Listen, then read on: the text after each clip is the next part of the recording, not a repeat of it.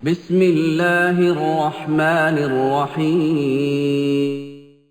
السلام عليكم ورحمة الله وبركاته. الحمد لله رب العالمين. الصلاة والسلام على أشرف الأنبياء والمرسلين وعلى آله وصحبه أجمعين ومن تبعهم بإحسان إلى يوم الدين أما بعد. அன்பிற்குரிய அல்லாஹ்வின் நல்லடியார்களே, அல்லாஹ்வுடைய கிருபையினால் இப்படிப்பட்ட சிறப்பான அமர்வுகளிலே நாம் எல்லாம் பங்கு பெற்று கொண்டிருக்கின்றோம். இப்படிப்பட்ட நல்ல பல அருள்கொடைகளை நமக்கு நல்கிய எல்லா அருள்கொடைகளிலும் தலையாய அருள்கொடையாகிய இஸ்லாம் என்னும் நேர்வழியை நமக்கு நசீபாக்கிய வல்ல ரஹ்மானுக்கு எல்லா புகழும் எல்லா காலத்திலும் உரித்தானதாகும். ஸலவாத்தும் சலாமும் எம்பெருமானார் ஸல்லல்லாஹு அலைஹி வஸல்லம் அவர்கள் மீதும் அவர்களை பின்பற்றிய உத்தம சத்திய சஹாபாக்கள், தாபிஈன்கள், தாபிஈன்கள் யாரெல்லாம் இந்த மார்க்கத்திற்காக உழைத்தார்களோ அவர்கள் அனைவர் மீதும், நம் மீதும் யாரெல்லாம் இந்த நேரிய வழியை சீரிய முறையிலே இறுதி நாள் வரை பின்பற்றுவார்களோ அவர்கள் அனைவர் மீதும் உண்டாவதாக. அன்பிற்குரிய அல்லாஹ்வின் நல்லடியார்களே,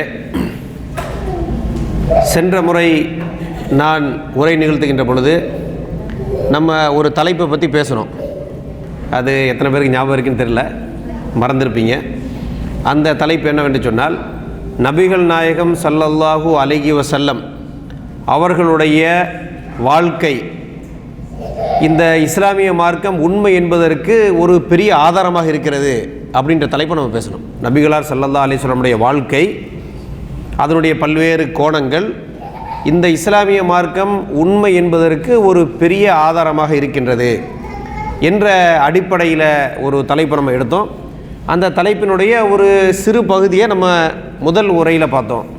அந்த பகுதியில் நம்ம பார்த்த மிக முக்கியமான ஒரு விஷயம் என்னவென்று சொன்னால், நபிகள் நாயகம் ஸல்லல்லாஹு அலைஹி வஸல்லம் அவர்கள் அந்த முஷ்ரிக்குகளோடு வாழ்ந்து கொண்டிருக்கின்ற பொழுது அந்த மக்கள்கிட்ட நபிகளார் ஸல்லல்லாஹு அலைஹி வஸல்லம் சொன்னார்கள், நான் சொல்லக்கூடிய செய்தி உங்களுக்கு இந்த வசனங்களை ஓதி காட்டக்கூடிய காரணம் என்னவென்று சொன்னால், அல்லாஹ் ரப்புல் ஆலமீன் எனக்கு கட்டளையிட்டான், ஆகவே தான் இந்த விஷயங்களை நான் உங்களுக்கு ஓதி காட்டி கொண்டிருக்கின்றேன். அப்படி இல்லை என்றால் என்ன செய்ய மாட்டேன், இந்த விஷயங்களை நான் உங்களுக்கு ஓதி காட்ட மாட்டேன் என்று சொல்லிட்டு அவங்க சொல்லி காட்டுறாங்க. ஃபக்கத் லபிஸ்து ஃபீக்கும் உமுரா ஃபக்கத் லபிஸ்து ஃபீக்கும் உமுரன் மின் கபிலிஹி அஃபலா தாக்கிலூன். உங்கள் மத்தியிலேயே நான் நீண்ட காலம் வாழ்ந்திருக்கிறேன். நபிகள் நாயகம் ஸல்லல்லாஹு அலைஹி சொல்கிறாங்க, நான் உங்களுக்கு மத்தியில் இந்த நபித்துவத்தை பிரகடனம் செய்திருக்கிறேன். ஓதி காட்டுவது, இந்த வசனங்கள் எல்லாம் ஓதி காட்டுறது எதனாலன்னு சொன்னால், நானாக யோசித்து செய்கிறதில்ல, எனக்கு இறைவனுடைய கட்டளை, ஆகவே தான் நான் ஓதி காட்டுறேன். மேலும் உங்கள் மத்தியிலேயே நான் நீண்ட காலம் வாழ்ந்திருக்கிறேன், நீங்கள் யோசித்து பார்க்க மாட்டீங்களா அப்படின்னு சொல்ல கேட்குறாங்க. அதே போல் இன்னொரு வசனத்தில் நம்ம சொல்லி காட்டினோம். இது மிக முக்கியமான வசனம், தாவா சம்பந்தமான அடிப்படையில் யோசித்தோன்னு சொன்னால் மிக அருமையான ஒரு வசனம். இதில் அல்லாஹ் சொல்லி காட்டுகின்றான், குல் இன்னமா ஆயுதுக்கும் பி வாஹிதா. நபியை நீங்கள் சொல்லுங்கள், நான் உங்கள்கிட்ட சொல்லதெல்லாம் ஒரே ஒரு விஷயந்தான், எதுவும் நீங்கள் பண்ண தேவையில்லை, இந்த ஒன்று மட்டும் செய்யுங்க. அது என்ன? அன் தக்கூமு லில்லாஹி மஸ்னா வஃப்ராத சும்ம சதஃபக்கரு. அதாவது அல்லாஹ்வுக்காக நீங்கள் என்ன செய்யுங்க, தனித்தனியாகவோ, அதாவது இருவராகவோ அல்லது தனியாகவோ, ஒன்று ரெண்டு பேர் உட்காந்து மாறி மாறி டிஸ்கஸ் பண்ணி யோசிங்க, அல்லது தனியாக உட்காந்து யோசிங்க. எந்த விஷயத்தை யோசிக்கணும்? தத்தஃபக்கரு மாபி சாஹிபிக்கும் மின் ஜின்னா. இந்த உங்களுடைய தோழராகிய இந்த முகமது நபி அவர்களை பொறுத்த வரைக்கும் அவர்களுக்கு எந்த பைத்தியமும் கிடையாது, அவர்கள் தெளிவான சிந்தனை உள்ளவர்களாக தான் இருக்கிறாங்க. இன் ஹுவ இல்லா நதீருன் லக்கும் பைன யதை அதாபின் ஷதீத். உங்களுக்கு வரக்கூடிய, உங்களை நோக்கி வரக்கூடிய ஒரு கடுமையான வேதனையை பற்றி அச்சமூட்டி எச்சரிக்கை செய்யக்கூடிய ஒரு எச்சரிக்கையாளர், ஒரு இறை தூதர் தான் இவர் என்பதை நீங்கள் தெளிவாக உணர்ந்து கொள்ள முடியும். எப்படி உணர்ந்து கொள்ளலாம்? நீங்கள் யோசிச்சு பாருங்கள். அமைதியாக ஒரு மூலையில் உட்காந்து ரெண்டு பேர் உட்காந்து யோசிங்க, தனியாக உட்காந்து யோசிங்க. யோசித்தா நீங்கள் தெளிவாக புரிந்து கொள்வீர்கள், இவர் உண்மையிலே இறை தூதர் தான். அப்போ அப்படி தெளிவாக புரிய முடிந்த பிறகு நீங்கள் எங்கே போகிறீங்க, ஏன் கவனம் இல்லாமல் இருக்கிறீங்க? இப்போ அதனால தான் நபிகள் நாயகம் ஸல்லல்லாஹு அலைஹி வஸல்லம் அவர்கள், நான் உங்கள் முன்னாடி தான்ப்பா வாழ்ந்துக்கிட்டு இருக்கிறேன், நான் பிறந்ததுலேருந்து நபித்துவம் வரைக்கும் என்னுடைய வாழ்க்கை ஃபுல்லாக உங்கள் முன்னாடி தான் இருக்குது. என்னுடைய கொடுக்கல் வாங்கல், பழக்க வழக்கம், நடவடிக்கை, பேச்சு, அதே போல் வியாபாரம், குடும்பம் எல்லாமே உங்கள் முன்னாடி தான். அதுக்கு பிறகு தான் நான் இப்படி ஒரு பிரச்சாரம் இறைவனுடைய கட்டளையினால் செய்கிறேன். அப்போ இதை பார்த்து உங்களுக்கு புரியலையா, நீங்கள் யோசிக்க மாட்டீங்களா என்று நபிகளார் ஸல்லல்லாஹு அலைஹி வஸல்லம் கேட்கிறார்கள். இப்போ இந்த விஷயத்தை பேசி கொண்டிருந்தோம். அதை தொடர்ந்து ஒரு மிக முக்கியமான ஒரு ஹதீஸில் வரக்கூடிய மிக முக்கியமான ஒரு சம்பவம்.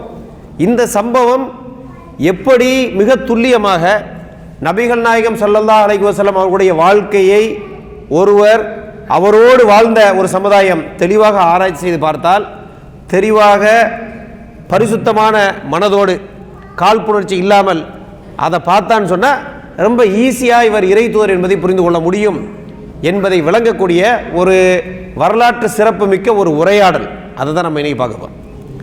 அதை நான் முன்னாடி சொல்லி காட்டினது என்ன உரையாடல் அப்படின்னு போன தடவை கடைசியில் சொல்லி காட்டினேன். ஞாபகம் இருக்க என்ன சொன்னோன்னு? யாருக்கு ஞாபகம் இல்லை? இந்த உரையாடல் என்ன உரையாடல் என்று சொன்னால், அபூ சுஃபியானுக்கும் அதே போல ரோமானிய பேரரசன் ஹெராக்லியஸ், ஹிர்கல் என்று சொல்வார்கள், அவனுக்கும் மத்தியில் நடந்த ஒரு வரலாற்றில் மிக முக்கியமான இடத்தை பிடிக்கக்கூடிய ஒரு உரையாடல். அந்த உரையாடல் எவ்வளவு அற்புதமாக இருக்கிறது, எப்படி தெளிவாக நபிகளாருடைய வாழ்க்கையிலிருந்து அவர் இறை தூதர் என்ற கருத்து வெளிப்படுகிறது என்பதை இந்த உரையாடல் மூலமாக நம்ம தெரிந்து கொள்ள முடியும். இந்த உரையாடலுடைய பின்னணி என்னவென்று சொன்னால், நபிகள் நாயகம் ஸல்லல்லாஹு அலைஹி வஸல்லம் அவர்கள் அந்த ஹுதைபியா உடன்படிக்கை முடிகிறது. முடிந்த பிறகு உங்களுக்கு எங்களுக்கு சண்டை இல்லை அப்படின்னு என்ன செய்கிறாங்க, ஒரு அக்ரிமெண்ட்டு. அந்த அக்ரிமெண்ட்டில் நிறைய நன்மைகள், அதாவது அந்த அக்ரிமெண்ட் யாருக்கு பிரயோஜனமாக யாருக்கு சார்பாக இருக்கிறது என்று சொன்னால், வெளிப்படையாக பார்க்கும் பொழுது முஷ்ரிக்குகளுக்கு சார்பாக இருந்தது. இருந்தாலும் சமாதானத்தை கருதி அல்லாஹ்வுடைய அந்த வழிகாட்டுதல் அடிப்படையில் நபிகளார் அந்த உடன்படிக்கை செய்கிறாங்க. எல்லாம் உள்ளுக்கு சமாதானம் ஆயாச்சு. இந்த சமாதானத்துக்கு பிறகு நபிகளார் என்ன செய்கிறாங்கன்னா, ஒரு மன்னருக்கும் என்ன செய்கிறாங்க, லெட்டர் அனுப்புகிறாங்க. அதில் பல பேருக்கு லெட்டர் போகுது. அதாவது பாரசீக பேரரசனுக்கு லெட்டர் போகிறது, அதே போல் ரோமானிய பேரரசனுக்கும் ஒரு லெட்டர் போகுது. இந்த லெட்டர் எப்படி போகுதுன்னு சொன்னால், அந்த பூஸ்ரா என்ற அந்த ஷாமுடைய பிரதேசத்தில் ஒரு பகுதி இருக்குது. அதில் வந்து அரபுகள் கிறிஸ்தவர்களாக இருந்தாங்க, கஸ்ஸானியர்கள் என்று சொல்வார்கள். அந்த அவர்களுடைய அந்த பிரதேசத்துக்கு போய் அவங்க மூலமாக லெட்டர் யாருக்கு அனுப்பப்படுது, ஃபார்வேர்ட் பண்ணப்படுது, ரோமானிய பேரரசுடைய மன்னன் ஹிர்கலுக்கு ஃபார்வேர்ட் பண்ணப்படுது. அந்த லெட்டர் போன சம்பவத்தில் என்ன நடந்துச்சு அப்படின்றத அபூ சுஃபியான் அவர்கள் அந்த நேரத்தில் இஸ்லாத்தை ஏற்றுக்கொண்டிருக்கவில்லை. அவங்க வர்ணிக்கிறார்கள் என்ன நடந்துச்சுன்னு. அவங்க வர்ணிக்கும் பொழுது என்னது, பின்னாடி காலத்தில் தான் சொல்கிறாங்க, சம்பவம் நடந்த டைமில் அவங்க என்ன கிடையாது, முஸ்லீமாக இருக்கவில்லை. அப்போ அபூ சுஃபியான் அவர்கள் சொல்கிறார்கள், அன்ன ஹிர்கல் அர்ஸல இலைஹி ஃபி ரக்பின் மின் குரைஷ். அதாவது அபூ சுஃபியான் அவர்கள் ஒரு வியாபாரமாக, அதாவது குறைஷிகள் வந்து ஒன்று ஷாமுக்கு போவாங்க, இல்லாட்டி பின்னாடி யமன் போவாங்க, இந்த ரெண்டு பக்கம் வியாபாரம் பண்ணுவாங்க. அப்போ அந்த ஷாமுக்கு வியாபாரத்தில் அந்த வியாபாரத்தினுடைய குழுவில் என்ன செய்கிறாரு, ஒரு பொறுப்பாளராக அபூ சுஃபியான் அவர்கள். ஏன்னா அபூ சுஃபியான் அந்த குறைஷிகளுடைய ஒரு பெரும் தலைவர். அந்த ஷாமுக்கு போயிருக்கிறார். போய் வியாபார கூட்டில் இருக்கும்போது ஹெர்கல் மன்னனிடமிருந்து ஒரு குரூப் வராங்க, தேடி வராங்க. யார்கிட்ட? அபூ சுஃபியானை தேடி வராங்க. அவங்க பல இடத்துல விசாரித்து இவரை கண்டுபிடிச்சிட்டாங்க. ஓ கானு துஜாரன் பிஷாமி ஃபி முத்தத்தில்லத்தி கான ரசூலுல்லாஹி ஸல்லல்லாஹு அலைஹி வஸல்லம மாத்த ஃபீஹா அபா சுஃபியான ஒ குஃபார குரைஷ். அதாவது இது எந்த நேரத்தில் என்று சொன்னால், அவங்களுக்கு மத்தியில் இந்த சமாதான ஒப்பந்தம் நடந்து சமாதானமாக இருந்த அந்த காலத்தில் இந்த சம்பவம் நடக்குது. இவங்க பிரயாணத்துக்கு போகிறாங்க, இவங்களை தேடி ரோமானிய பேரரசுடைய மன்னன் அவன்கிட்ட டைரெக்டாக ஒரு குழு வருது. யார்? இந்த அதாவது அபூ சுஃபியான் இந்த குரூப்பை தேடி அந்த குரூப் வருது. வந்து அவங்க என்ன சொல்கிறாங்கன்னு சொன்னால், ஃபாத்தோஹு ஒஹும் பீலியா. அதாவது எந்த இடத்துல இவங்க இருக்கிறாங்கன்னு சொன்னால், பைத்துல் மக்திஸில் இருக்கிறாங்க. அந்த டைமில் ஹெராக்லியஸ் மன்னன் வந்து பைத்துல் மக்திஸில் வந்திருக்கிறார். இந்த நேரத்தில் இந்த சம்பவம் நடைபெறுகிறது. ஃபதாஹும் ஃபி மஜ்லிஸி. அப்போ அந்த மன்னன் என்ன செய்யறான், அபூ சுஃபியான் அவங்கள வந்து தன்னுடைய சபைக்கு அழைக்கிறான். இப்போ இதுவே பெரிய ஆச்சரியமாக இருக்கும். யோசிச்சு பாருங்கள், திடீர்னு நார்மலாக ஒரு குரூப்பில் போகிறாரு, அது மக்காவிலேருந்து அந்த குலத்தை சார்ந்த மக்கள். அப்போ ஹெராக்லியஸ் மன்னன்லாம் வந்து பெரிய ஒரு பொசிஷன், பயங்கரமான பேரரசன், அந்த ஒரு ரெஸ்பெக்டில் தான் அவங்க நடப்பாங்க. திடீர்னு மன்னன்லேருந்து ஒரு என்ன வருது, ஒரு அழைப்பு வருகிறது, நேராக வாங்க அவருடைய மஜ்லிஸுக்கு. அப்போ எப்படி இருக்கும் அவங்களுக்கு? ரொம்ப ஆச்சரியமாக இருக்கும். இப்போ மஜ்லிஸுக்கு போகிறாங்க. அங்கே போகும்பொழுது மஜ்லிஸ் என்னென்னு சொன்னால், மன்னர் இருக்கிறார், ஹவுலஹு உதமா ரூம், அந்த ரோமானிய பேரரசுடைய பெரும் தலைவர்கள், அறிஞர்கள், அந்த சபையோர்கள் இருக்கிறாங்க. அப்போ மன்னன் சொன்னால் மன்னனை சுற்றி எப்படி இருப்பாங்க? ஒரு பெரிய சபை, அந்த ரோமானிய பேரரசுடைய பெரும் புள்ளிகள்லாம் இருக்கிறாங்க. சும்ம தாகும் ஒ தாபி தர்ஜுமானிகி. அப்போ அவங்களையெல்லாம் அழைச்சிட்டு டிரான்ஸ்லேட் பண்ணக்கூடிய ஆளும் கூப்பிடுறான் அந்த மன்னன். ஃபகால் ஐயுக்கும் அக்ரபு நசபன் பிஹாதர் ரஜுல் இல்லத்தி யஸ்உமு அன்னஹு நபி. அப்போ நேரடியாக அந்த மன்னன் கேட்கிறான், ரோமானிய பேரரசன், தன்னை நபி என்று சொல்லிட்டு இருக்கிறார்ல இவர், யாரை பற்றி பேசுகிறா? நபிகள் நாயகம் ஸல்லல்லாஹு அலைஹி வஸல்லம் பற்றி நபின்னு சொல்லிட்டு இருக்கிறாரப்பா. அவருக்கு ரிலேஷன்ஷிப்பில், குடும்ப உறவில் ரொம்ப நெருக்கமான ஆள் யார் உங்களில் அப்படின்னு கேட்குறாங்க. இங்கே ஒரு கூட்டம் போயிருக்குது, அதில் அபு சுஃபியான் இருக்கிறார். அப்போ நெருக்கமான உறவு யார்? உண்மையிலேயே அபு சுஃபியான் தான். ஏன்னா அவங்களும் ஃபேமிலியில் ஒரு 2-3 தலைமுறைக்கு முன்னாடி போனால் அவங்க எல்லாம் ஒரே ஃபேமிலி. இவங்க பனு ஹாஷிம் ஃபேமிலி, அவங்க பனு உமையா ஃபேமிலி. இதெல்லாம் முன்னாடி போனால் அவங்களுக்கு என்ன இருக்குது? ஒரு காமனான தொடர்பு இருக்கிறது.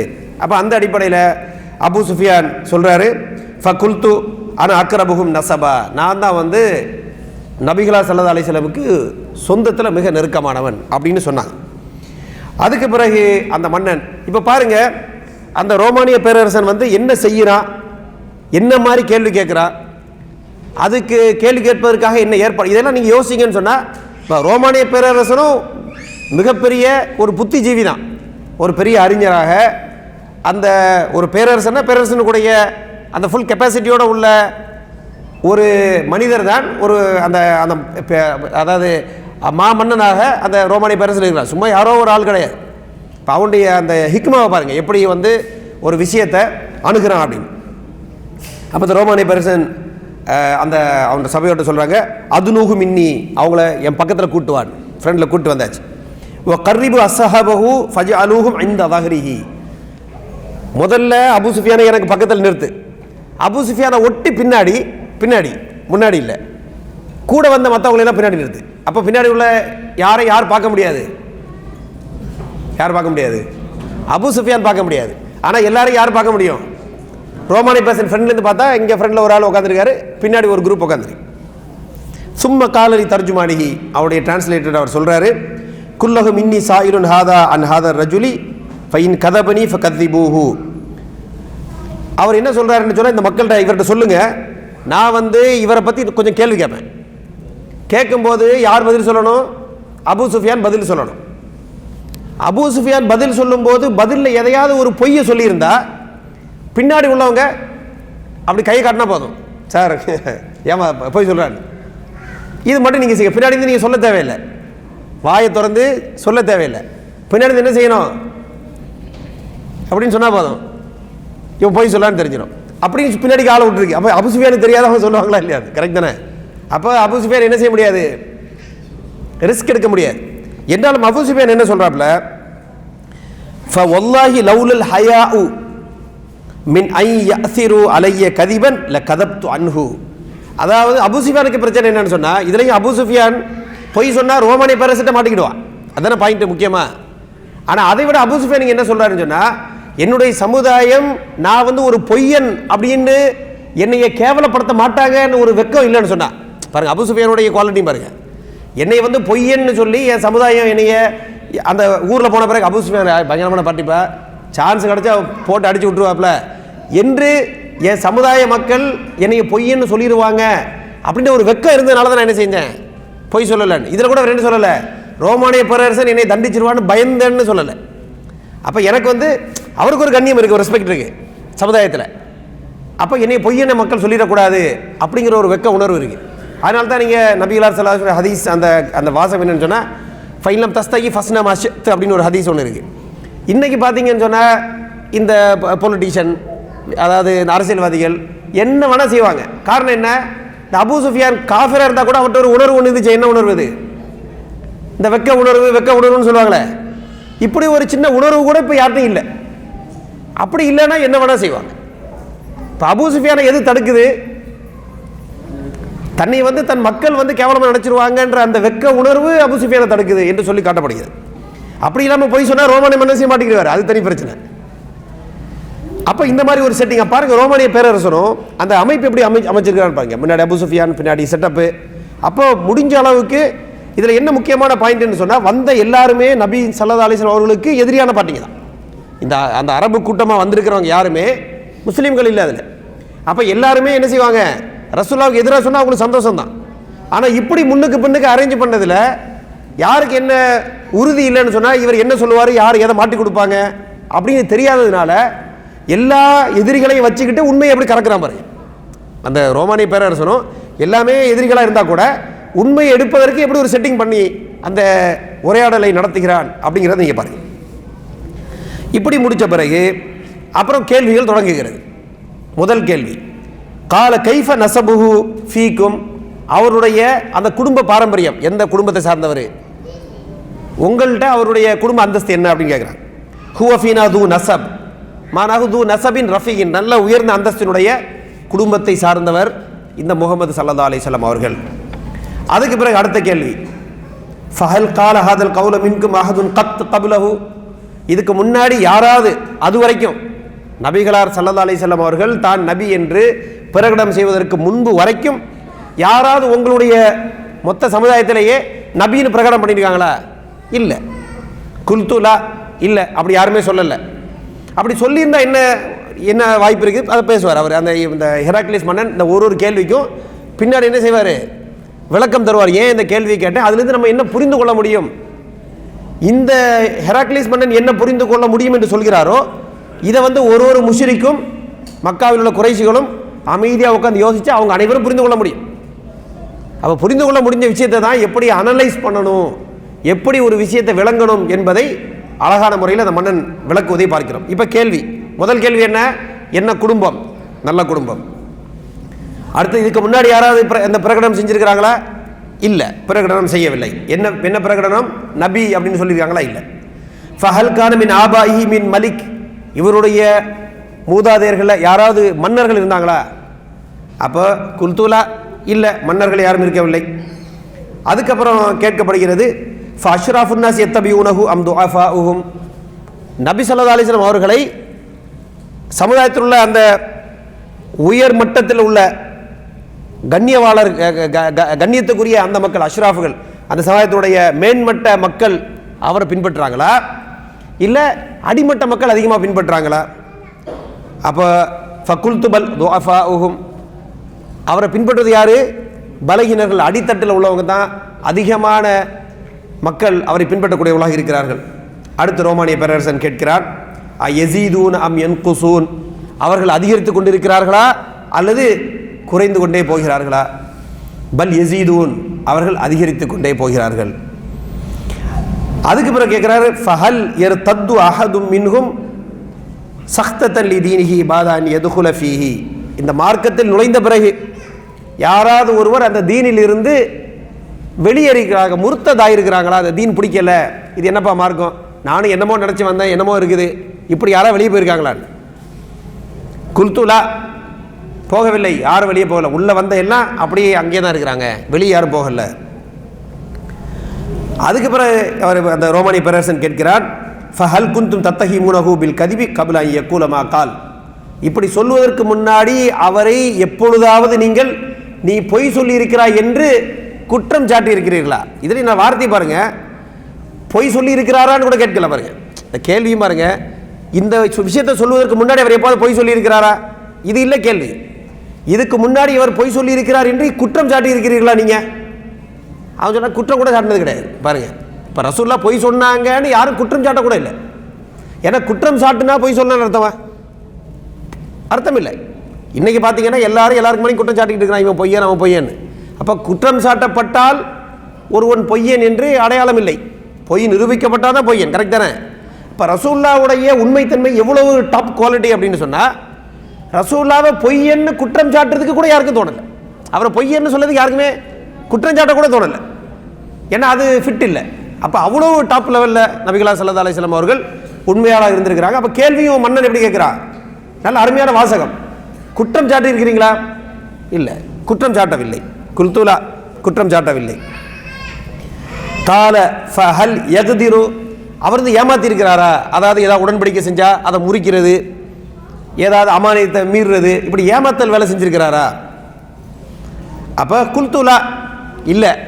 ஆனால் இப்போ அவர் என்ன சொல்கிறார் அப்படின்னு சொன்னால், ஓ நஹ்னு மின்ஹு ஃபி முத்தத்தின் லா நதிரி மாஹுவ ஃபாயிலுன் ஃபிஹா. இது வரைக்கும் ஏமாத்தல்ல. இப்போ நாங்கள் அவரோட ஒரு அக்ரிமெண்ட் போட்டிருக்கோம். எந்த அக்ரிமெண்ட்டு? இப்போ என்ன அக்ரிமெண்ட்டில் இருக்கிறாங்க? அவங்க ஹுதைபியா உடன்படிக்கையில் இருக்கிறாங்க. இப்போ ஒரு அக்ரிமெண்ட் போட்டிருக்கிறோம். இந்த அக்ரிமெண்ட்டில் அவர் செய்யாத ஏமாத்து வரான்னு எங்களுக்கு சொல்ல தெரியல சொல்கிறார். இது வரைக்கும் அவர் ஏமாத்துறது கிடையாது. இப்போ ஒரு அக்ரிமெண்ட் ஓடிக்கிட்டு இருக்குது. இதில் ஏமாத்து வரா இல்லையான்னு எனக்கு உறுதியாக சொல்ல முடியாது அப்படின்னு சொல்லிட்டு என்ன சொல்கிறாரு, இந்த ஒரு விஷயத்தில் இந்த மாதிரி ஒரு சின்ன சந்தேகமான இந்த ஒரு பிட்டை சேர்க்கிறத தவிர ரசூலுல்லாவுக்கு எதிராக ஒரு குறையாக சொல்வதற்கு எனக்கு எங்கேயுமே சான்ஸ் கிடைக்கல அப்படின்னு. அவர் அப்படின்னா என்ன அர்த்தம்? அபூ சுஃபியானோ எங்கேயாவது மைனஸ் போடலாமான்னு பார்த்துக்கிட்டே இருக்காரு, சான்ஸே கிடைக்கல. அப்போ கிடைச்ச கேப்பில் சின்னதாக ஒரு துண்டை போடுறாரு. உண்மையிலேயே அந்த உடன்படிக்கையை யார் முறிச்சா? ஆக்சுவலாக இந்த உடன்படிக்கையை சொல்கிறாரு அபூ சுஃபியான், இந்த உடன்படிக்கையை நாங்கள் போட்டிருக்கிறோம், தெரியாத ஒரு முறிப்பாரா இல்லையான்? உண்மையில் அந்த உடன்படிக்கை யார் முறிச்சா? கடைசியா அந்த உடன்படிக்கையும் ஆப்போசிட் மாதிரி தான் முறிக்குது, ரசூலுல்லாஹ் முறிக்கல. முறிச்ச பிறகு தான் மக்கா வெற்றிக்கு போகிறாங்க ஸ்ட்ரைட்டாக. கரெக்ட் தானே? அப்போ இப்படி சொல்கிறார். அதுக்கு பிறகு அவர் மன்னன் கேட்கிறார், ஃபஹல் காத்தல் துமுஹு, நீங்கள் சண்டை போட்டிருக்கிறீங்களா? அவரோட போராடி இருக்கீங்களா? குல்து, நான் சண்டை போட்டிருக்கிறோம். போர் நடந்து, என்ன போர் நடந்திருக்குது? பத்ர் நடந்திருக்கு, உஹத் நடந்திருக்கு, ஹந்தக் நடந்திருக்குது, ஆல்ரெடி இதெல்லாம் நடந்துருச்சு. கால கைஃபக்கான கித்தாலுக்கும் ஈயாவு, அவரோட சண்டை போடும்போது எப்படி இருந்துச்சு? சண்டை என்ன நடந்துச்சு? சில சமயம் நாங்கள் ஜெயித்தோம், சில சமயம் அவங்க ஜெயித்தாங்க அப்படின்ட்டு அபூ சுஃபியான் பதில் சொல்கிறார். அப்புறம் கடைசியாக அந்த மன்னன் கேட்கிறான், மாதா யஅ்முருக்கும், அவர் என்ன கட்டளை இடுகிறார் உங்களுக்கு? அவர் என்ன ஏவுகிறார்? என்ன விஷயத்தை செய்ய வேண்டும் என்று பிரச்சாரம் செய்கிறார்? அப்போ அவர் சொல்லி காட்டுகிறார். இதுலையும் பாருங்க, அபூ சுஃபியான் குஃபாரா இருந்துக்கிட்டு ரசூலுல்லாவுடைய பிரச்சாரத்தை வந்து சும்மா லட்டு மாதிரி எடுத்து சொல்லியிருக்காரு. அதான் பியூட்டி பாருங்க. ரசூலுல்லாவுடைய பிரச்சாரம் என்ன அப்படின்னு ரசூலுல்லாவுடைய எதிரி இன்னொரு இஸ்லாத்தை ஏற்றுக்கொள்ளாத ஒரு அஹ்லுல் கிதாபுடைய மன்னன்ட்ட எவ்வளவு அழகாக எடுத்து சொல்கிறார்னு பாருங்க. சொல்லி காட்டுகிறார். அவர் சொல்லி காட்டுகிறார், யகூலு வஅபுதுல்லாஹ வஹ்தஹு வலா துஷ்ரிகு பிஹி ஷைஆ. இது ஒன்று எல்லாருக்கும் மீனிங் தெரியும். கரெக்ட் தானே? அல்லாஹ்வை மட்டும் தனிப்பட்ட முறையில் வணங்க வேண்டும், அவனுக்கு எந்த இணையும் வைக்கக்கூடாது. ஒத்துருக்கு மா யகூலு ஆபாவுக்கும், உங்களுடைய மூதாயர்கள் என்னெல்லாம் வழிகாட்டினாங்களோ சொன்னாங்களோ அதையெல்லாம் விட்டுருங்க, அது சரியான வழி இல்லை. வயமுருனா பிஸ்ஸலாத்தி வஸ்ஸகாத்தி வஸ்ஸிதிகி வல் அஃபாஃபி வஸ்ஸிலா, எல்லாம் வரிசை சொல்றாரு பாருங்க. எங்களுக்கு கட்டளையிட்டார். எதையெல்லாம் சொல்றாரு? சலா, தொழ வேண்டும் என்று கட்டளையிட்டார். ஜக்காத் கொடுக்க வேண்டும் என்று கட்டளையிட்டிருக்கிறார். உண்மை பேச வேண்டும் என்று கட்டளையிட்டிருக்கிறார். பேணுதலாக நடந்து கொள்ள வேண்டும், அதாவது மோசமான நடவடிக்கை, எது எது மனித கண்ணியத்துக்கு இழுக்கானதோ இவைகளை விட்டு விலக வேண்டும் என்றும் உறவை பேணி நடக்க வேண்டும் என்றும் கட்டளையிடுகிறார். பாருங்க, அபூ சுஃபியான் காஃபிர் அந்த டைமில் சொல்றது இன்னொரு காஃபிர் மன்னன்ட்ட. ரசூலுல்லாவுடைய வழிகாட்டுதல் என்ன? எவ்வளோ அப்படி ஒரு ஜூஸ் மாதிரி சொல்றாரு பாருங்க. அவ்வளோ வாசகத்தையும் பாருங்க. வஅபுதுல்லாஹ வஹ்தஹு வலா துஷ்ரிகு பிஹி ஷைஆ வத்ருக்கு மா யகூலு ஆபாவுக்கும் வயமுருனா பிஸ்ஸலாத்தி வஸ்ஸகாத்தி வஸ்ஸிதிகி வல் அஃபாஃபி வஸ்ஸிலா. ஃபினிஷ். இதில் இஸ்லாத்தினுடைய கம்ப்ளீட் ஜூஸ் வந்து என்ன வந்துருச்சு? இஸ்லாத்தினுடைய கிட்டத்தட்ட முழு பரிணாமம் என்ன செஞ்சிச்சு? இதில் வரக்கூடிய அளவுக்கு ஒரு குஃபார்கிட்ட ரசூலுல்லாவுடைய அந்த பிரச்சாரம் என்னது உள்ளத்தில் அந்த தெளிவை கொடுத்துருக்குன்னு பாருங்க. தெளிவான அந்த விளக்கத்தை அவர் கொடுத்துருக்குன்னு பாருங்க. அடுத்து அதுக்கப்புறம் அந்த மன்னன் இவ்வளோ கேள்வி கேட்ட பிறகு இப்போ எக்ஸ்பிளைன் பண்ணுறாரு பாருங்க. அந்த அதாவது ஒரு கிங்குனா அந்த கிங்குக்கும் ஸ்டைல் எப்படி இருக்குன்னு பாருங்க. அப்போ கிங் வந்து இப்போ எக்ஸ்பிளைன் பண்ணுறாரு. நம்ம இதெல்லாம் எதுக்கு கேட்டேன், இதுலேருந்து என்ன கன்க்ளூஷன்? கேள்வி கேட்டாச்சு, பதில் வந்தாச்சு. இப்போ அனாலிசிஸ். என்ன அனாலிசிஸ்? நான் இந்த கேள்வி கேட்டேன், நீங்கள் பதில் சொன்னீங்க, அதுக்கு என்ன மீனிங்? இந்த ஸ்டெப்புக்கு போகிறாரு இப்போ. அதாவது இன்றைக்கி வந்து ஒரு பெரிய ரிசர்ச்சில் போனீங்கன்னு சொன்னால் ஒரு சயின்டிஃபிக்கலாக எப்படி ஒரு ரிசர்ச் பண்ணணும்? இப்படி தான் பண்ணணும். சிஸ்டமேட்டிக்காக பண்ணணும், அதை அனலைஸ் பண்ணணும், அப்புறம் அதுலேருந்து முடிவு எடுக்கணும், அப்புறம் அடுத்த கன்க்ளூஷன் வரணும். அந்த மாதிரி ஸ்டெப் பை ஸ்டெப்பாக செய்கிறார் கிங். என்ன செய்கிறாரு? ஃபகால லி தர்ஜுமான், அவருடைய டிரான்ஸ்லேட்டர் சொல்கிறார், அவங்கள்ட்ட சொல்லுங்க, இப்போ நான் சொல்லக்கூடியதையெல்லாம் நீங்கள் திரும்ப யார்கிட்ட சொல்லுங்க? அபூ சுஃபியான்ட்ட எக்ஸ்பிளைன் பண்ணுங்க, நான் என்ன சொல்கிறேன் அப்படின்னு சொல்கிறாரு. சால்துக்கா நசபி ஃபதக்கர்த அன்னஹு ஃபீக்கும் து நசபின் ஃபகதாலிக ருசுலு துபாது ஃபீ நசபி கௌமிஹா. நான் உங்கள்கிட்ட நபிகளார் ஸல்லல்லாஹு அலைஹி வஸல்லம் உடைய குடும்ப பாரம்பரியத்தை பற்றி கேட்டேன். நீங்கள் சொன்னீங்க எங்கள் இதில் வந்து மிக உயர்ந்த குடும்ப அந்தஸ்தில் உள்ளவர்னு. இப்படித்தான் நபிமார்கள் அனுப்பப்படுவார்கள். அப்போ இந்த மாதிரி சொல்லணும்னா ரோமானிய பேரரசு என்ன தெரியணும், என்ன தெரிஞ்சிருக்கணும்? நபிமார்கள், அவர்களுடைய பின்னணி, அவர்களுடைய பண்புகள், அவர்களை பற்றியுள்ள பல்வேறு விளக்கங்கள், இது தெரிஞ்ச ஒரு ஆலிமா யார் இருக்கணும்? அந்த மன்னன் இருக்கணும். இல்லாட்டி அவன் என்ன செய்ய முடியாது? நபினா இப்படி இருப்பாங்க, இப்படின்னா அப்படி தான் இருப்பாங்கன்னு ஒரு அறிஞர் மாதிரி வழக்கம் சொல்ல முடியாது. இப்போ மன்னராகவும் இருக்கிறாரு, ஒரு பொலிட்டிஷியன் வேலையை ஃபஸ்ட்டு பார்த்தாச்சு, இப்போ அறிஞர் வேலையை பார்க்குறாரு அந்த மன்னர். அப்போ அவர் சொல்கிறாப்புல, இப்படி தான் நபிமார்கள் அனுப்பப்படுவார்கள். ஒரு சால் தூக்க, நான் உங்கள்கிட்ட கேட்டேன், ஹல்கால் அஹது மின்கும் ஹாதல் கவுல், இதுக்கு முன்னாடி யாராவது இந்த பேச்சை பேசியிருக்காங்களான்னு கேட்டேன். நீங்கள் சொன்னீங்க இல்லைன்னு. அப்படின்னா என்ன அர்த்தம்? யாராவது இப்படி நீங்கள் சொல்லியிருந்தாங்கன்னு சொன்னால் அதை பார்த்து இது பரவாயில்லையே, இதை சொன்னால் மக்கள்கிட்ட நம்ம ஒரு அந்தஸ்து அடையலாம், மக்களை வந்து நம்ம கவர்ந்து இழுக்கலாம், நமக்கு கண்ட்ரோலில் கொண்டு வரலாம், இப்படி ஒரு ஐடியா பண்ணி அதை வச்சு சொல்லியிருப்பாரு அப்படின்னு முடிவு பண்ணலாம். ஆனால் இப்போ அப்படி முடிவு பண்ண முடியாது. ஏன்னா இதுக்கு முன்னாடி யாருமே சொல்லலை. அப்போ நல்லா பாருங்கள், ரசூலாவுடைய பரம்பரையில் யாரும் சொல்லலை, நபித்துவம் வருவது வரைக்கும் ரசூலா எந்த சிக்னலும் கொடுக்கல. இப்படி கொடுக்காதது ஒரு மிகப்பெரிய அத்தாட்சி. எதுக்கு? உண்மையிலே நபித்துவம். அதனால தான் 40 வயசில் திடீர் என்று இப்படிப்பட்ட எதிர்பாராத விதமான நுபுவத்து பிரச்சாரத்தை செய்கிறாங்க. இதுவரைக்கும் மக்கள் நபிகளா ஸல்லல்லாஹு அலைஹி வஸல்லம் அவங்கள்ட்ட அனுபவிச்சிராத அந்த உயர்ந்த தரமான ஒரு டிஃப்ரெண்ட் குவாலிட்டியில் திருக்குரான் வசனங்களை ஓதி காட்டுறாங்க. இதுவே மக்களுக்கு ஆச்சரியம் தந்திருக்கணும். இப்போ இதுவரைக்கும் அவர் சொன்னதில்லை, அப்போ என்னவோ இருக்குது, அப்படி ஈஸியாக யோசிச்சிருக்கலாம். அது மட்டும் இல்லாமல் பாருங்கள், ரசூல்லா வந்து தன்னை நபின்னு சொன்ன பிறகு நிறைய பொய்யான நபிமார்கள் வந்தாங்க. பார்த்தீங்களா? ரசூல்லா வர்றது வரைக்கும் சமுதாயத்தில் யாருமே நபியை பற்றி பேசலை. ஆனால் ரசூல்லா நபின்னு சொன்ன பிறகு என்னாச்சு? ரசூல்லா வாழ்ந்துக்கிட்டு இருக்க காலத்தில் 2 பேர் நபின்ட்டான்.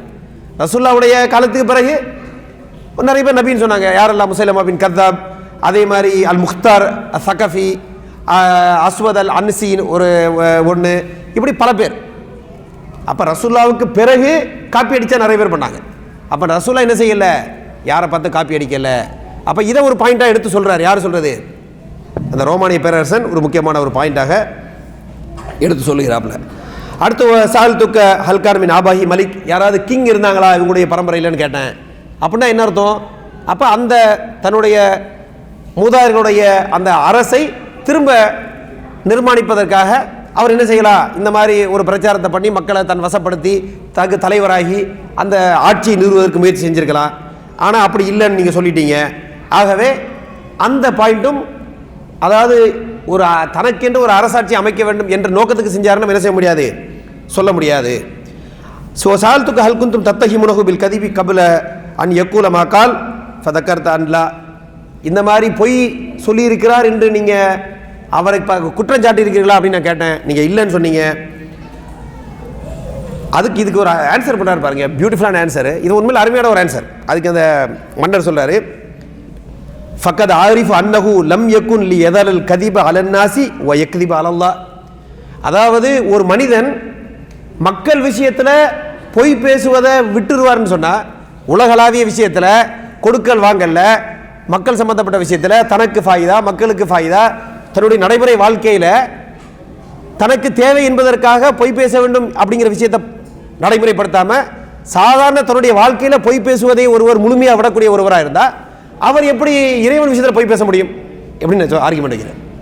அப்போ பொய் பேசக்கூடிய ஆளாக இருந்தால் எதுக்கு பொய் பேசியிருக்கணும்? அவர் தனக்கு ஃபாயிதாவுக்கு, பிசினஸுக்கு, வியாபாரத்துக்குலாம் பொய் பேசியிருக்கணும். இறைவனை பற்றி பொய் பேசி என்ன மீனிங் இருக்கு? அப்போ அவருடைய ஆர்கியூமெண்ட் எப்படி? அந்த மன்னனுடைய ஆர்கியூமெண்ட், உலகத்தில் நார்மலான தன்னுடைய வாழ்க்கையில் விஷயத்துக்கு பொய் பேசுவதை முழுமையாக தவிர்த்த ஒருவராக இருந்தால் இந்த விஷயத்துக்கே பொய் பேசலன்னு சொன்னால் எப்படி இறைவன் விஷயத்தில் பொய் பேசுவார்? சான்ஸே இல்லை என்று ஒரு ஆர்கியூமெண்ட் எடுத்து வைக்கிறார். எவ்வளோ அருமையான பாதம் பாருங்க.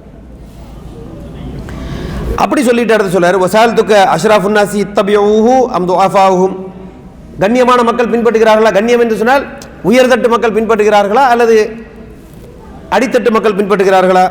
நீங்கள் அடித்தட்டு மக்கள் என்று சொல்லுகிறீர்கள். இப்படித்தான் நபிமார்களுடைய பின்பற்றக்கூடியவர்கள் இருப்பார்கள். நபிமார்களை பின்பற்றக்கூடியவர்கள் அடித்தட்டு மக்களாக தான் பெரும்பாலும் இருப்பாங்க. இதை கூட சிலர் விளக்கம் சொல்கின்ற பொழுது சொல்லி காட்டுகிறார்கள். பெரும்பாலும் உண்மையை ஈஸியாக யார் ஏற்றுக்குருவாங்க அப்படின்னு சொன்னால், யாருக்கு பொய்யினால் அதிகம் ஃபாயிதா இல்லையோ அவங்க தான் ஈஸியாக ஏற்றுக்கிடுவாங்க. அதாவது இப்போ இருக்கிற ஒரு சிச்சுவேஷனில் பல வகையான அநீதி நடந்து கொண்டு இருக்கிறது. இந்த அநீதியில் யாருக்கு பெனிஃபிட்டு? யாருக்கு அதிக நன்மை கிடைக்கும்? ஒரு சூழல் இருக்கிறது, அதில் வந்து உண்மை நிலைநாட்டப்படவில்லை, கரெக்டாக பொய்யான முறையில் பல விஷயம் நடந்து கொண்டிருக்கிறது. இதில் யாருக்கு ஃபாய்தா இருக்கும்? அந்த சூழலில் யாருக்கு ஃபாய்தா இருக்கும்? அந்த சமயத்தில் யார் தலைவராக இருக்காங்களோ அவங்களுக்கு தான் ஃபாய்தா இருக்கும். கரெக்ட் தானே? அந்த சமயத்தில் யாரெல்லாம் இந்த உயர்தட்டு மக்களோ அவங்களுக்கு அந்த செட்டப்பில் பெனிஃபிட் இருக்குன்னு அர்த்தம். அப்படின்னா உண்மை வந்துச்சுன்னு சொன்னால் முதல்ல பெனிஃபிட் யாருக்கு வெளியே போகும்? அந்த உயர்தட்டு மக்களுக்கு போகும். அதனால தான் உயர்தட்டு மக்கள் என்ன செய்ய மாட்டாங்க, இப்படி உண்மையான ஒரு விஷயத்தை நோக்கி பொதுவாகவே ஸ்டேட்டஸ் கோன்னு சொல்லக்கூடிய அந்த சூழலை விட்டு மாறுவதற்கு முயற்சி செய்ய மாட்டாங்க. அதனால தான் நீங்கள் சும்மா ஒரு கம்பெனியில் எடுத்துக்கிட்டீங்களேன், எல்லாம் வயசான பெரியவங்க பழைய காலத்து ஸ்டைலில் மேனேஜராக இருப்பாங்க. இப்போ புதுசாக வந்து ஒரு ஏஐ புதுசாக ஒரு ஃபீச்சர் கொண்டு பண்ணால் யார் ஆர்வமாக அதில் பார்ட்டிசிபேட் பண்ணுவா? இந்த யங்ஸ்டர்ஸ் எல்லாம் வேகமாக வந்துடுவான். ஏன்னா அவனுக்கு ஒன்றும் பிரச்சனை இல்லை, பெருசுங்க வராதிங்க. ஏன்னா இதில் வந்தால் நம்ம ஸ்டேட்டஸ் என்ன ஆகுமோ, நாளைக்கு ஒருத்தர் நம்மள்ட்ட வரமாட்டான், நம்மளை மேனேஜர்னு வந்து புரியுதா உங்களுக்கு? பழைய காலத்தில் வந்து பார்த்தீங்கன்னு சொன்னால் ஒரு சும்மா இது ஒரு கற்பனையான கதை தான் இது. இப்போ ஸ்பேர் பார்ட்ஸ் இருக்குன்னு வைங்க, இப்போ ஸ்பேர் பார்ட்ஸுடைய எந்த ஸ்பேர் பார்ட் எந்த நம்பர் எங்கே இருக்குன்னு ஒரு ஃபைல் வந்து பழைய காலத்தில் ஒரு இடத்துல மூலையில் வச்சிருப்பாரு. ஸ்பேர் பார்ட்ஸ் அந்த இதில் எங்கே இருக்குன்னு இவருக்கு மட்டும் தான் தெரியும். அப்போ இவர் இருந்தால் மட்டும்தான் அங்கேருந்து ஸ்பேர் பார்ட் எடுக்க முடியும். ஒரு காரில் ஒரு ஸ்பேர் பார்ட்னு சொன்னால் இவருக்கு தான் பார்க்கவும் தெரியும், இது ஷெல்ஃபில் எங்கே இருக்குன்னு இவருக்கு தான் தெரியும். ஆனால் இது இப்போ ஒரு டீம் போகுது, இதையெல்லாம் நம்ம ஆர்கனைஸ் பண்ணி சரியா உங்களை பற்றி சொல்லலாம், இதையெல்லாம் ஆர்கனைஸ் பண்ணி ஒரு டேபிளில் போட்டு கிளிக் அடிச்சோன்னா டக்கு நீங்கள் இருக்குன்னு காட்டும். இப்படி செய்வோன்னு சொன்னால் யார் ஃபஸ்ட்டு நோன்னு சொல்லுவா? இதை ஈஸியாக சொல்லுங்க, ஈஸியான கேள்வி தானே. அந்த படி தான் நோன்னு சொல்லுங்க. இப்படி செஞ்சால் யாருக்கு மிகப்பெரிய நஷ்டம்? அதில் அவருக்கு தான் நஷ்டம். அப்போ இதுலேருந்து என்ன விளக்குதுன்னு சொன்னால், எப்போவுமே ஸ்டேட்டஸ் கோ இருந்தால் அதில் யார் பலன் அடைகிறாங்களோ அவங்க வந்து முதல்ல அந்த ஸ்டேட்டஸ் கோ மாறுவதை தடுப்பார்கள். இது ஒரு அடிப்படையான விளக்கம். இதை இந்த மாதிரி ஒரு எக்ஸ்பிளனேஷனை இதுக்கு சொல்கிறாங்க. இந்த ஹதீஸுடைய ஷரஹை சொல்லும்போது மேல்தட்டு மக்கள் ஏன் மறுக்கிறாங்கன்னு சொன்னால், இருக்கிற சூழல் மேல்தட்டு மக்களுக்கு ஃபாய்தா. ஆனால் கீழே உள்ள மக்கள் என்ன, எங்கே தங்களுக்கு விடுதலை கிடைக்குதோ, எங்கே தங்களுக்கு வெற்றி கிடைக்குதோ, எங்கே உண்மை இருக்குதோ அதை நோக்கி மிக ஈஸியாக வந்துடுவாங்க. ஏன்னா அவங்களுக்கு they have nothing to lose. மேலே உள்ளவங்களும் அப்படி இல்லை. இதுக்குள்ளே வந்தால் அவங்களுக்கு என்ன சூழல் வரும்? பழைய அந்தஸ்து, மரியாதை, வேற ஒருத்தன் அவருக்கு மேலே தலைவராக வர வாய்ப்பு இருக்கிறது, அல்லது கீழே உள்ளவனே மேலே வர வாய்ப்பு இருக்கிறது.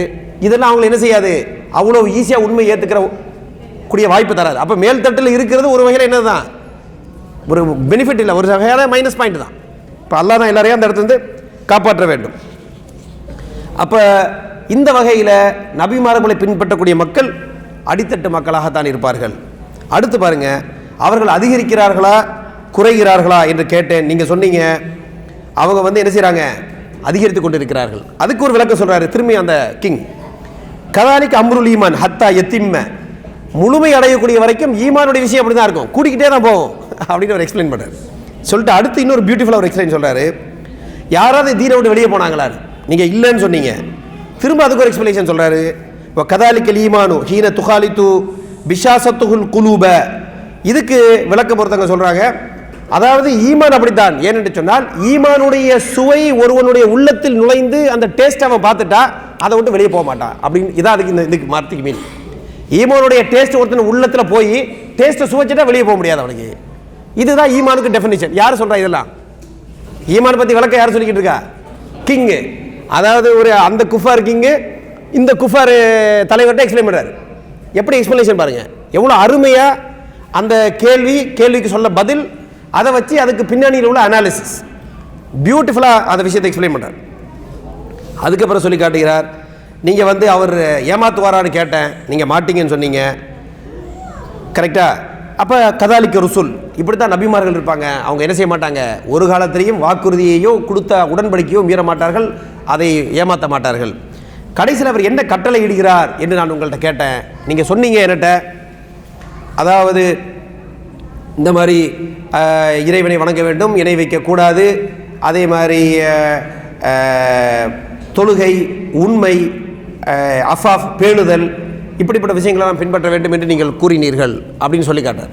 இப்போ இதனையும் பாருங்கள், இன்றைக்கும் பார்த்தீங்கன்னு சொன்னால் இந்த எசீது நாம் என் குசூன் அந்த கேள்வியை பொறுத்த வரைக்கும் இன்றைக்கும் ஃபாஸ்டஸ்ட் க்ரோயிங் ஃபெய்த் எது?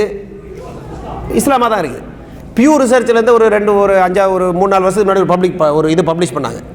அதில் அவங்க வந்து என்ன சொல்கிறாங்கன்னு சொன்னால் 2050 ஆண்டு ஆகின்ற பொழுது முஸ்லீம்கள் இன்றைக்கி இருக்கிறத விட 78% கூடுவாங்க.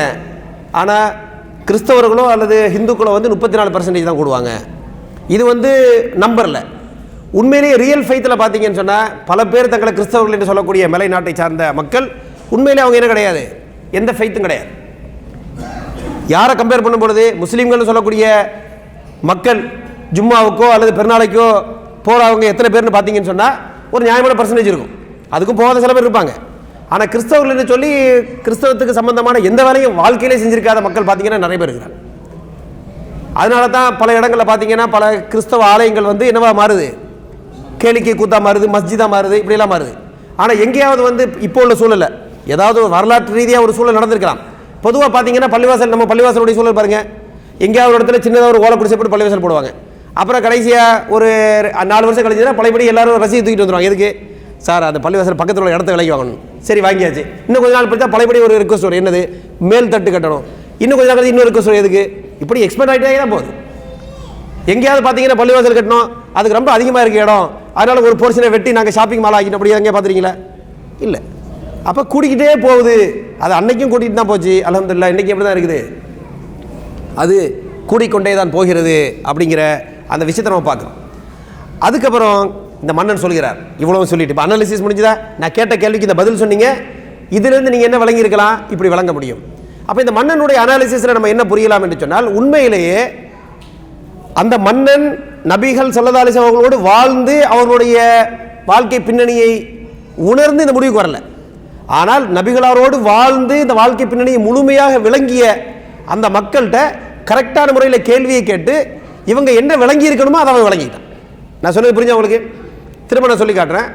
நபிகளார் ஸல்லல்லாஹு அலைஹி வஸல்லம் அவங்களுடைய வாழ்க்கையை ஒரு சமுதாயம் பார்க்குது. உதாரணமாக அபூ சுஃபியான், நபிகளார் சின்ன வயசுலேருந்து வளர்ந்து அவங்களுடைய முழு வாழ்க்கையும் அவருக்கு தெரியும்.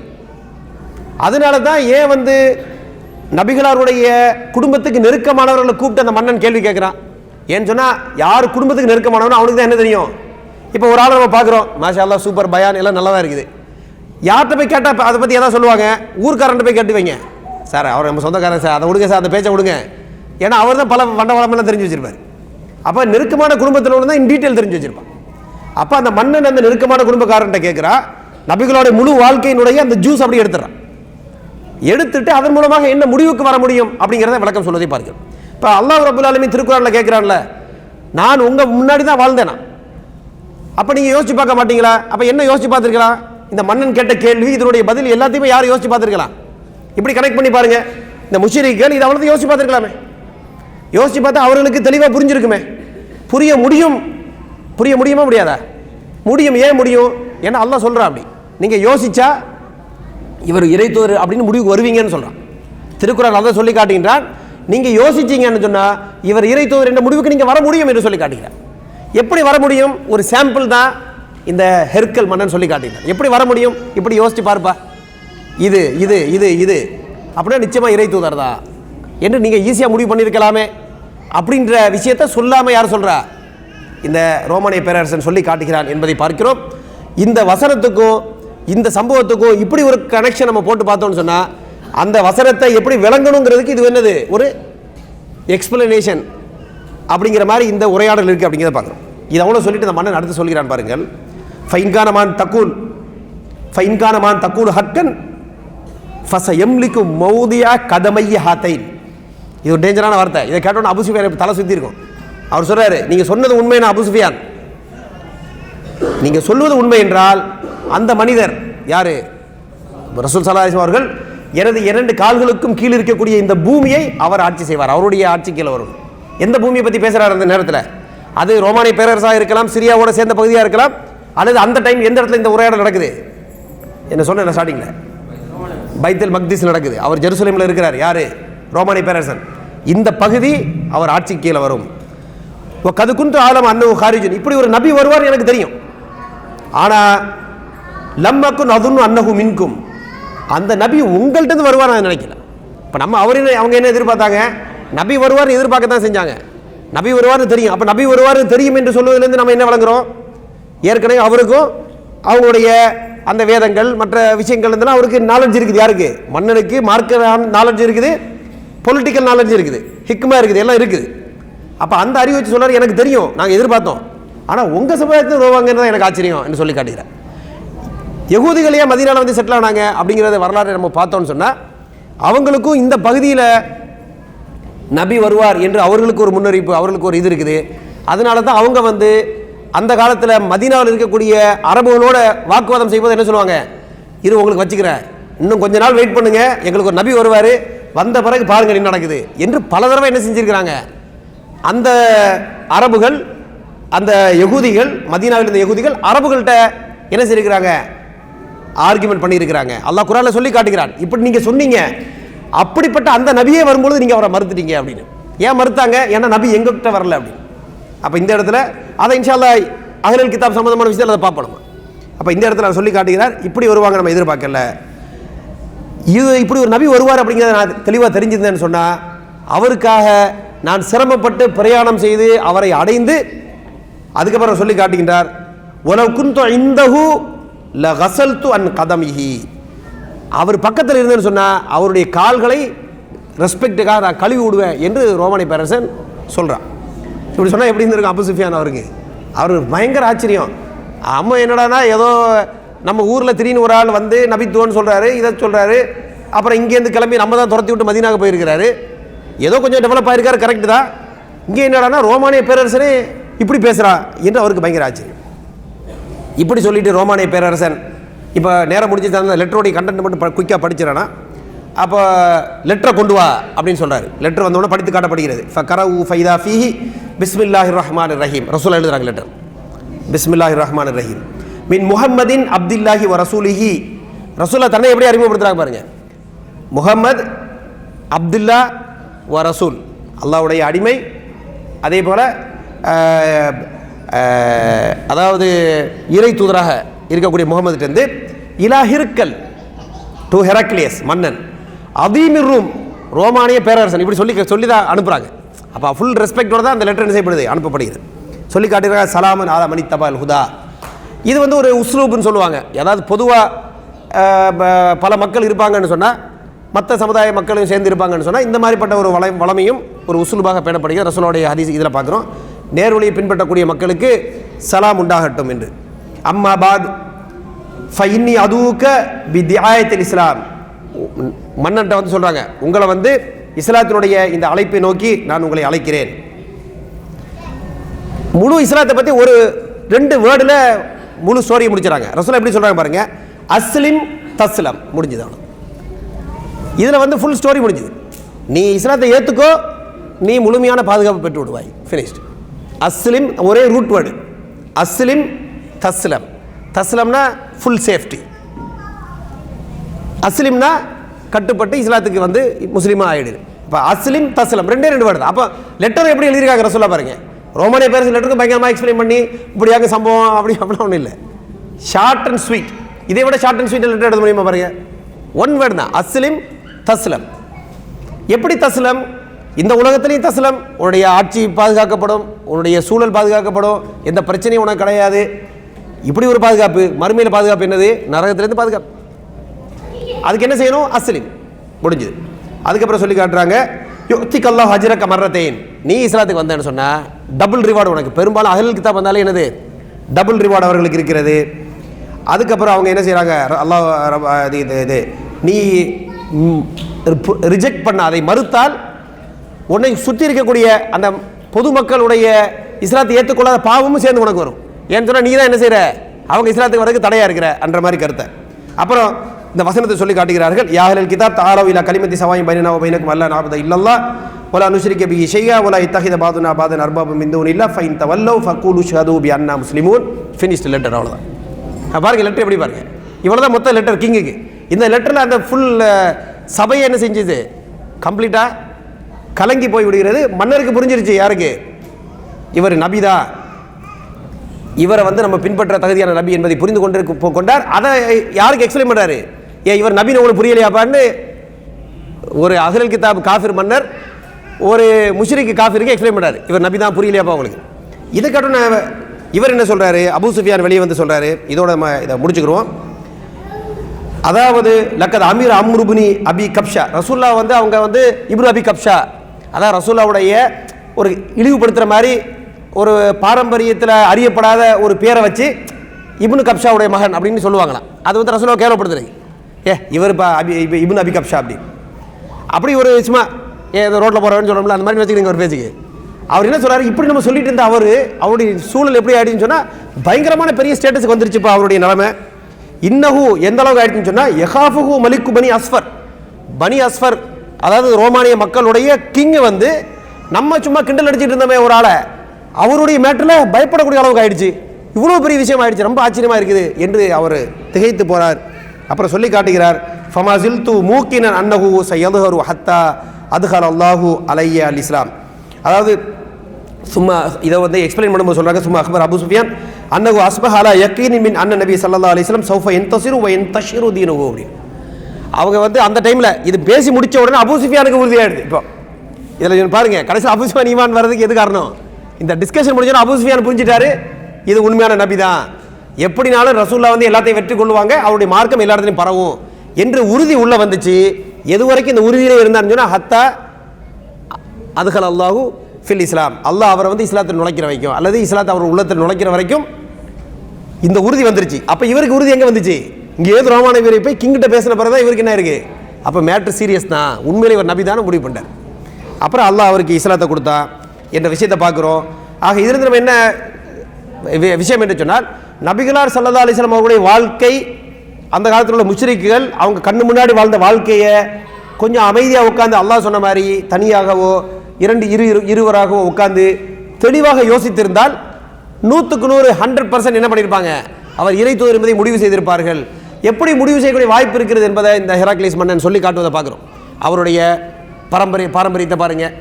அவருக்கு முன்னாடி யாருமே பிரச்சாரம் செய்யவில்லை இந்த மாதிரி நபின்னு. அவர் ஒரு கிங்குடைய பரம்பரையிலிருந்து வரல. அவர் பொய் சொன்னதாக நீங்கள் குற்றச்சாட்டே பண்ணதில்லை. அவர் ஒரு காலத்தில் யாரும் ஏமாத்தினதில்லை. அதே போல் சேரக்கூடிய மக்கள் அதிகரித்துக்கிட்டே போகிறாங்க, சேர்ந்த மக்கள் யாரும் ரிட்டர்ன் வரல. அதே போல் அவர் சொல்லக்கூடிய கட்டளை மிக அருமையாக அபு சுஃபியான் சொல்லி காட்டுறதை பார்த்தேன். ஒரு 2 லைனில் முழு இஸ்லாத்தை சொல்கிறார் அபு சுஃபியான். அவ்வளோ தெளிவாக அவருக்கே உள்ளத்தில் பதிஞ்சிருக்குது. இறைவனை வணங்க வேண்டும், அவனுக்கு இணை வைக்கக்கூடாது, அதே மாதிரி தொழுவது, ஜக்காத்து கொடுப்பது, உண்மை பேச வேண்டும், பேணுதலாக நடக்க வேண்டும், நீங்கள் குடும்பத்தை உறவை பேணி நடக்க வேண்டும். இதுதான் அவரோட கூட கட்டளை. அப்போ இவ்வளோ வச்சு நீங்கள் ஈஸியாக புரிந்து கொள்ள முடியும் அவர் இறை தூதர் என்பது. அவரை சந்திக்கக்கூடிய வாய்ப்பு கிடைச்சா அவருக்கு நான் ஒரு சேவகனாக இருப்பதற்கு தயார் அப்படிங்கிற கருத்தை பதிவு செய்கிறாரு.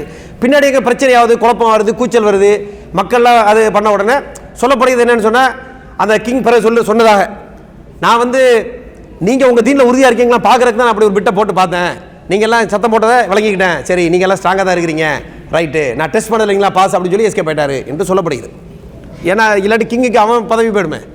ஸோ இப்படிப்பட்ட விஷயங்களை நம்ம பார்க்குறோம். அப்போ இந்த உரையாடல் மிக அருமையான ஒரு உரையாடல். இதில் உள்ள படிப்பினைகளும் மிக ஆழமான படிப்பினை. எந்த அளவுக்கு ஒரு விஷயத்தை அணுகியிருக்கிறாங்க, எப்படி ஒரு அனலைஸ் பண்ணியிருக்கிறாங்க, அதிலிருந்து எப்படி ஒரு முடிவு எடுக்கப்பட்டிருக்கிறது, இந்த முடிவு மூலமாக எப்படி அபு சுஃபியானுக்கே தாக்கம் ஏற்பட்டிருக்கிறது இஸ்லாத்து வருவதற்கு, அப்படிங்கிற விஷயங்களை நாம் பார்க்குறோம். அல்லாஹ் ரப்புல் ஆலமீன் அப்போ நபிகளுடைய வாழ்க்கை எப்படி இஸ்லாம் உண்மை என்பதற்கு நிரூபிக்க ரசூலுடைய வாழ்க்கையை பயன்படுத்தலாம்னு சொன்னால் எப்படி பயன்படுத்தலாம், எப்படி இந்த மன்னன் எக்ஸ்பிளைன் பண்ணாலும் எப்படி பயன்படுத்தலாம். ஏன்னா ரசூல் அது வரைக்கும் சொல்லலை. இந்த எல்லா ஆர்குமெண்ட்டையும் நீங்கள் செய்யலாம். ஒரு இஸ்லாத்தை இப்போ விளங்க வேண்டும் என்று ஆசைப்படக்கூடிய ஒருவர் ரசூலுடைய வரலாற்றை படிச்சுட்டு இந்த ஒரு ஆர்குமெண்ட்டையும் நீங்கள் எடுத்து வச்சாலும் இந்த எந்த ஆர்குமெண்ட்டையும் யாரும் என்ன செய்ய முடியாது, மறுக்க முடியாது. இந்த அவ்வளோ ஆர்குமெண்ட்டும் நபிகளார் இறை தூதர் என்பதை நிரூபிக்கக்கூடிய மிகப்பெரும் சான்றுகளாக இருக்கின்றன என்பதை நம்ம பார்க்குறோம். இன்ஷா அல்லாஹ் தொடர்ந்து இந்த தலைப்பில் நம்ம பயணிப்போம். அல்லாஹ் ரப்புல் ஆலமீன் எனக்கும் உங்களுக்கும் தௌஃபீக் தந்தல்வானாக என்று கூறியவனாக உரையை முடித்துக் கொள்கின்றேன். வாஹிரு தஅவானா அனில் அல்ஹம்துலில்லாஹி ரப்பில் ஆலமீன். அஸ்ஸலாமு அலைக்கும் வரஹ்மத்துல்லாஹி வபரகாத்துஹு.